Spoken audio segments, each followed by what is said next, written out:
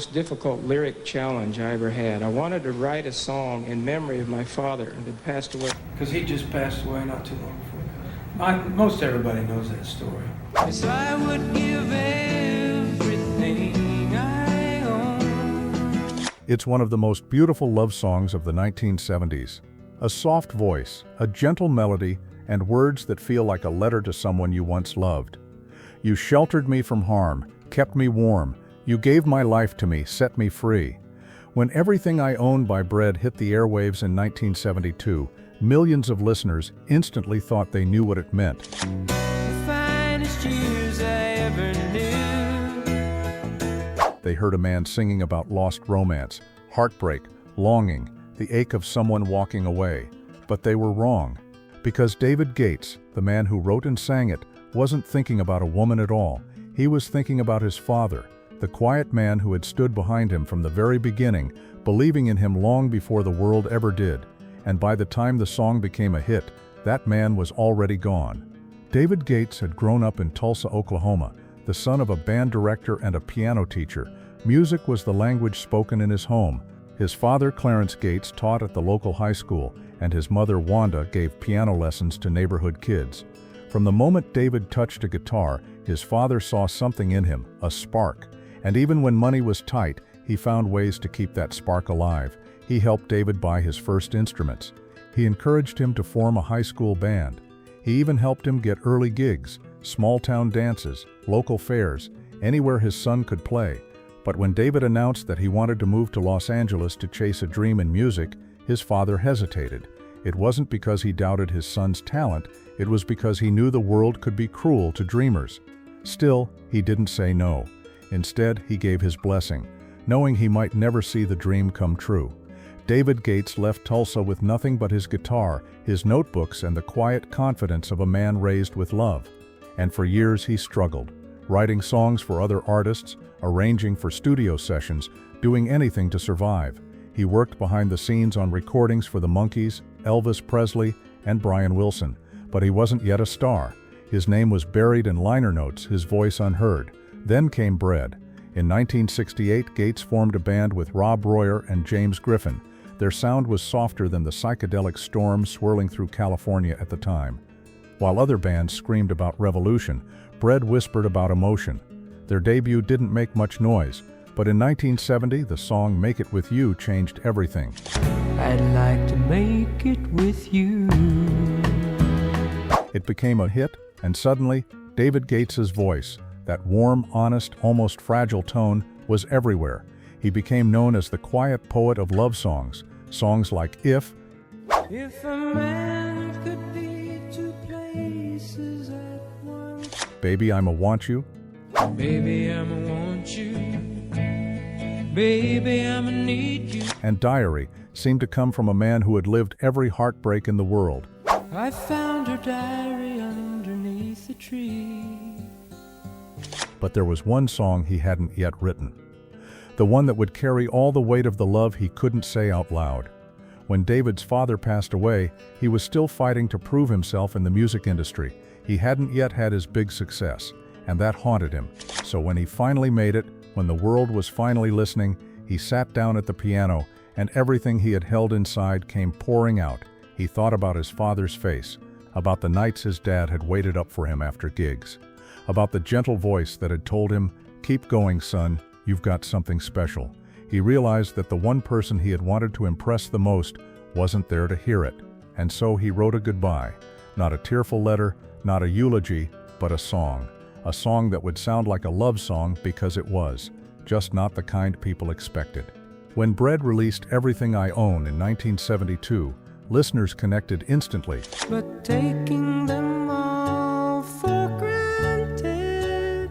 The lyrics were universal: love, gratitude, loss, everything that makes us human, but they never knew the truth behind them. David Gates kept the secret for years. He didn't want to explain it, didn't want to take away what the song meant to others. He let people believe it was about a woman, about heartbreak, about longing, because in a way, it was about all of that, but deeper. It was about losing the person who gave you life. What the world didn't realize was that Everything I Own wasn't just a song, it was a conversation, One last message from a son to his father, set to music. I would give everything I own just to have you back again. Just to have you back again. A simple line, a devastating truth, and one of the most misunderstood songs in pop history. By the time Everything I Own began climbing the charts, David Gates should have felt unstoppable. Bread was everywhere. Their songs filled car radios, record stores, and living rooms across America. But behind the smooth harmonies and soft-spoken charm, tension was quietly building inside the band. Bread had always been a delicate balance between David Gates's melodic pop instincts and James Griffin's grittier rock sensibilities. Gates wrote the songs that topped the charts. Make It With You. Maybe climbing on rainbows, but baby, If, the you I've come to know. Baby, I'ma Want You. But I just can't live without your loving and affection. Everything I Own. Finest years I ever knew. But Griffin wanted more than soft rock ballads. He wanted Bread to sound tougher, more experimental, more like a band, not just the backdrop for one man's voice. That difference in vision began to tear them apart. For David Gates, though, fame was never really the point. He wasn't chasing glamour or headlines, he was chasing connection. And even at the peak of success, he still carried the quiet absence of the man who had believed in him first. When journalists asked him about the inspiration for Everything I Own, he would smile politely, give vague answers, and move on. He didn't want the spotlight to shine on his grief. He wanted the song to belong to everyone who'd ever lost someone, a lover, a friend, a parent, and it did. But inside Bread, the spotlight was burning too hot. Their sudden fame, platinum albums, endless touring, TV appearances, was starting to feel like a machine.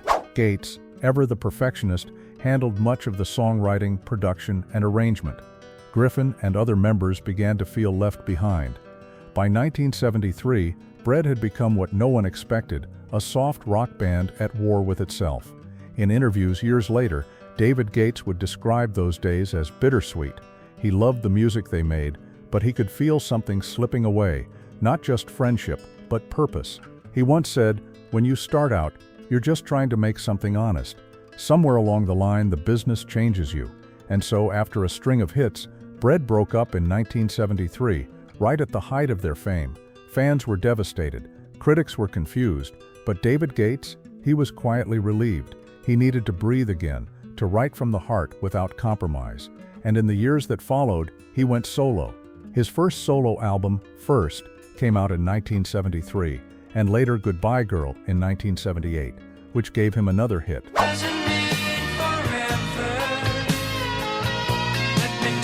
But this time, he wasn't chasing chart positions, he was chasing peace.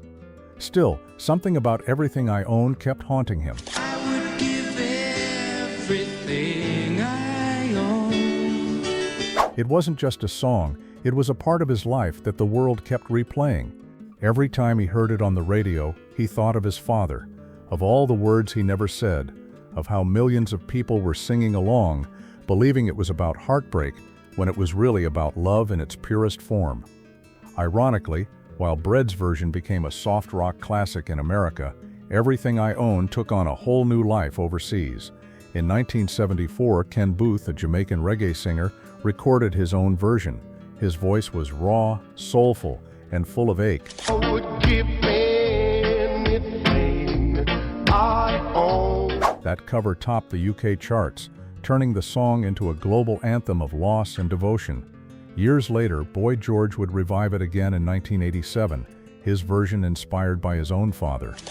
Kept me warm, kept me warm. When asked why he chose that song, Boy George said, "Because sometimes people think love songs are just about romance, but they can be about the people who made you who you are." And that, unknowingly, was exactly what David Gates had meant all along. But through all of this, the fame, the covers, the constant misunderstanding, David Gates stayed silent about the song's true meaning. He didn't correct the world. He didn't tell the press it was about his father. Not yet. He said later that he wanted people to feel it for themselves, to let it belong to whoever they thought it was for. It wasn't until much later, after the noise of the industry had faded, and after the members of Bread had gone their separate ways, that David finally told the truth. When he did, the world listened again, this time with tears. For years the world sang along to Everything I Own without ever knowing who it was truly written for.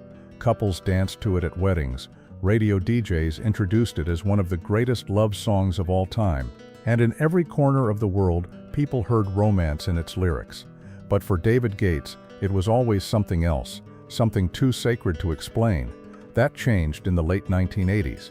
During a rare interview reflecting on his career, a journalist asked him a question he'd been asked countless times before: who was Everything I Own really about? And this time, Gates didn't deflect.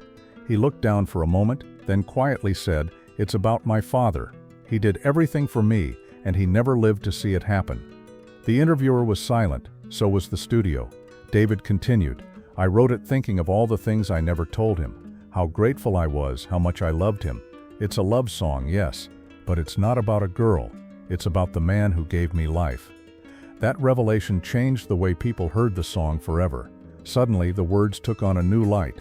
"You gave my life to me, set me free." You gave my life to me, set me free. The finest years I ever knew were all the years I had with you. For all the years I had with you. It was no longer just a breakup song, it was a farewell, a thank you, and a confession all at once. Fans who had lost their parents wrote to him in tears.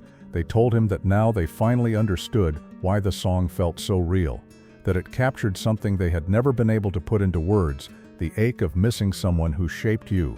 Even Boy George, after learning the true story, said it made him love the song even more, because it proved that love doesn't have to be romantic to be profound.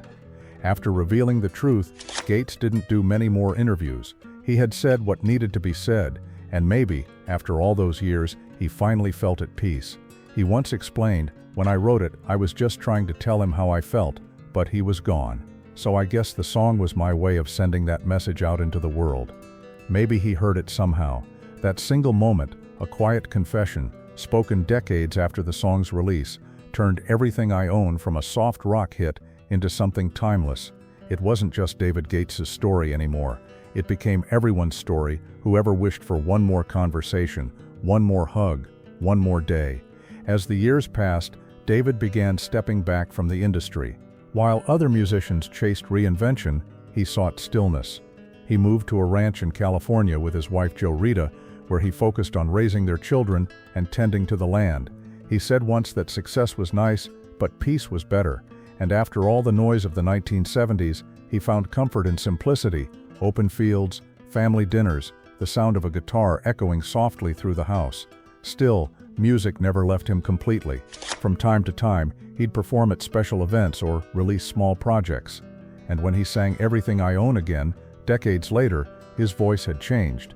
It was older, softer, almost trembling. I would give everything I own. It was as if he was no longer singing to his father, but with him. Meanwhile, Bread's music had quietly become immortal. Generations who never saw the 1970s discovered them through old records, movie soundtracks, and streaming playlists. And in every collection of classic love songs, Everything I Own was always there, a song written for one man, felt by millions. David Gates never chased another hit. After revealing the song's secret, he didn't need to. He had already said everything that mattered. "You taught me how to love, what it's of, what it's of." You taught me how to love what it's of. It wasn't poetry for show, it was memory set to melody, a lifetime of gratitude condensed into a few lines. By the time the truth had spread through fan circles and interviews, the world understood something deeper about David Gates. He wasn't just a songwriter, he was a son trying to make peace with time. And perhaps that's why his songs still feel so intimate, because even when he wrote about heartbreak or longing, he wasn't really writing about pain, he was writing about love, the kind that stays with you long after the person is gone. When the spotlight faded and the headlines moved on, David Gates didn't chase fame. He quietly walked away from it. He'd written his masterpieces, sung his truth, and carried his father's memory farther than he ever thought possible. While so many of his peers kept touring, searching for the next big moment, Gates chose a simpler path. He bought a sprawling ranch in Northern California, where he spent his days surrounded by horses, open skies, and the same kind of calm he once found in music. He wasn't running from the world, he was returning to the peace that first inspired him. In interviews from his later years, when asked if he ever missed the stage, he smiled and said, "I've had my time. I did what I came to do. Now I just enjoy the silence." It was the kind of answer only a man who had already said everything that mattered could give. Still, Bread's songs continued to live new lives. If a face could launch 1,000 ships, Baby I'ma Want You, you're the only one I care enough to hurt about. Make It With You, I really think that we could make it, girl. and of course, Everything I Own found new generations of listeners. The finest years I ever knew. Young fans who'd never even heard of soft rock found themselves drawn to the sincerity in those words, and it's easy to understand why. In a world full of noise, David Gates wrote music that listened back. His songs didn't scream for attention, they whispered to your heart. There was something timeless about his honesty, something that didn't need an era or a trend. He wasn't trying to impress anyone, he was simply trying to connect, and that's why his legacy has lasted long after the radio stopped calling his name. In his later life, David rarely gave interviews. He preferred privacy to nostalgia, but when he did speak, it was always with gratitude and always with humility. He once said, "If I'm remembered for one song, I'm okay with that, because it came from the truest place I know." He was talking about Everything I Own, and by then the world finally understood what he meant. That song, the one the world misread for decades, had become a quiet anthem for every son or daughter who ever wished they could say thank you just one more time. It wasn't about fame, it wasn't about heartbreak, it was about love that outlives goodbye. In the end, that's what made David Gates different from so many of his contemporaries. He wasn't chasing immortality through spectacle, he found it through sincerity. While others searched for meaning in success, he found it in the small things, the memory of his father's voice, the sound of wind through his ranch, the comfort of knowing he had told the truth through song. And if you listen closely to Everything I Own today, you can still hear it, that quiet ache in his voice. Part of me that can't let go, and I would be a vain. It's not just a melody, it's a man reaching across time, saying the words he never got to say. You taught me how to love, what it's of. You never said too much, but still you showed the way, and I knew from watching you. There's no bitterness in his delivery, only gratitude. It's the sound of a man who made peace with the past. In the decades since its release, Everything I Own has been covered, remixed, and reinterpreted countless times. But no matter who sings it, reggae legend, pop star, or wedding band, the heart of the song never changes. It's still a message from a child to a parent, a whisper across time that says, "I remember you, I'm still singing for you." And that's why it still moves people, because no matter how many years go by, love like that never really fades. Today, David Gates lives far from the noise of Hollywood. Older, quieter, and content, he doesn't need to remind the world who he was, because every time someone presses play on Everything I Own, he's there, his father's memory alive in every note. It's the ultimate proof that music can outlast time, fame, and even life itself. That one song written in grief and gratitude can become eternal, and maybe that's what he meant all along, that you don't need to own the world to leave something behind. You just need to give everything you have to love, and let that be your legacy. He wrote it as a son, we sang it as lovers, but in the end, we all understood the same thing, that real love never leaves. If this story moved you, make sure you're subscribed to RetroWaves, where every song has a story, and every story still echoes through time.